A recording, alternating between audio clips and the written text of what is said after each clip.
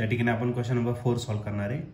2 copper wires of radii R1 and R2 in bracket R1 is greater than R2 are subject to same tension and are plugged. Okay, तर 2 copper wire दिलेले, दोघांचे radius R1 आणि R2 आहे.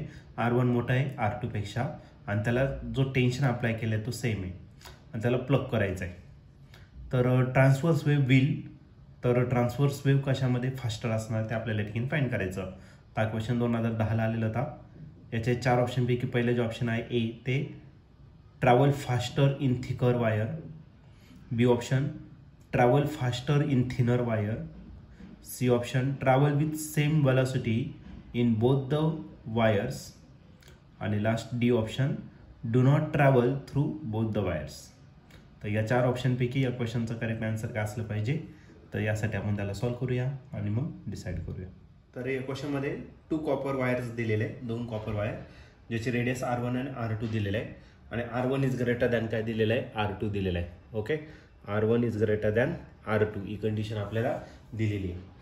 तर त्या दोघांना जो tension आहे सेम टेन्शन या ठिकाणी आपल्याला अप्लाय करायचं आहे. तर T1 इज इक्वल टू काय 10 आणि त्याला प्लग करायचं आहे. तर त्या सांगितलंय तर कोणत्या स्ट्रिंगमध्ये वेव्ह जी आहे ट्रान्सव्हर्स वेव्ह ती सगळ्यात फास्ट ट्रॅव्हल करणारे आपल्याला या ठिकाणी फाइंड करायचं आहे. ओके, आता स्पीडचा जर फॉर्म्युला घेतला तर ट्रान्सव्हर्स वेव्हचा, तर त्या स्पीडचा फॉर्म्युला आहे √T/m. टी म्हणजे काय टेन्शन आणि ती कॉन्स्टंट आहे, मरायला काय एम म्हणजे काय लिनियर डेन्सिटी किंवा त्याला म्हणू शकता तुम्ही मास पर युनिट लेंथ. मग काम करू त्याला कन्वर्ट करू तर टी कॉन्स्टंट आहे त्याच्यात काही बदल करणार नाही.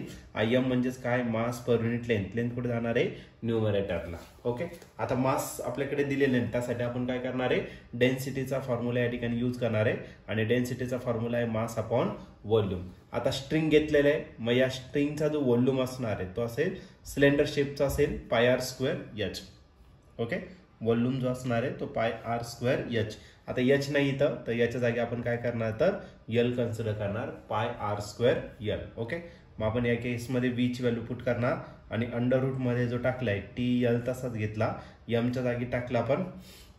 आता πr²l जो इकडे डिवायडेड इकडे काय करा मल्टिप्लाय, मग आपल्याला एम ची व्हॅल्यू भेटेल आणि तो भेटेल रो इंटू πr²l. तर या ठिकाणी टाकून देऊ रो πr²l. इथला एल आणि इथला एल काय झाला कॅन्सल झाला. ओके, मग आपला जो स्पीडचा फॉर्म्युला आहे तर हा स्पीडचा फॉर्म्युला भेटेल √T divided by rho πr².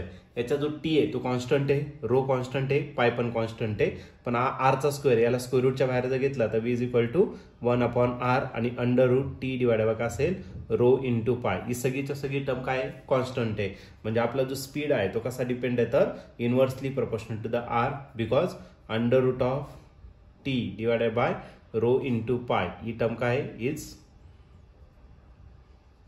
Constant. तर ही जी टर्म आहे ती काय कॉन्स्टंट आहे. ओके, मग आपला स्पीड जो आहे तो रेडियस वरती कसा आहे इनव्हर्सली डिपेंड आहे, म्हणजे R1 मोठा आहे आणि R2 कसा आहे लहान आहे, बरोबर की नाही. मग या केसनुसार जर घेतलं तर आपल्याला या ठिकाणी स्टेटमेंट लिहू वाटलं तर as R1 is greater than R2 therefore we can say that त्याचं उलट होणार, म्हणजे V2 इज ग्रेटर दॅन काय असणार तर V1. ओके, मग जो बारीक असणार आहे त्याची थिकनेस कमी असणार आहे तर त्याचा स्पीड त्याच्यामध्ये स्पीड जास्त राहील आणि जे जाड असणार आहे त्याच्यामध्ये स्पीड कसं राहणार आहे कमी राहणार आहे. ओके, मग या ठिकाणी तुम्ही ऑप्शन जर बघितलं travel faster in thicker wire, thicker म्हणजे बारीक आणि थिक म्हणजे जाड. Okay, thinner wire. ओके, तर पहिलं ऑप्शन आहे travel faster in thicker wire, तर थिकर वायर मध्ये ती फास्ट ट्रॅव्हल करणार नाही. तर दुसरं ऑप्शन आहे travel faster in thinner wire, तर थिनर वायर मध्ये ती काय करणार जास्त फास्ट ट्रॅव्हल करणार. मग ऑप्शन बी जो आहे तो या ठिकाणी मॅच झालेला आहे. तरी आपण बाकीचे ऑप्शन पण या ठिकाणी रीड करू. Travel with same velocity in both wire, तर दोन्ही केसमध्ये सारख्या स्पीडने जाईल, हे तर पॉसिबल नाहीये. Do not travel through the both wire, तर दोन्ही वायर मधून ते ट्रॅव्हल करणार नाही. तर ऑप्शन बी आपला या ठिकाणी करेक्टली मॅच होतोय. जो बारीक वायर असणार त्याच्यातून साऊंड जास्त स्पीडने ट्रॅव्हल करेल than thick wire. Okay, option B याचा करेक्ट आन्सर आहे.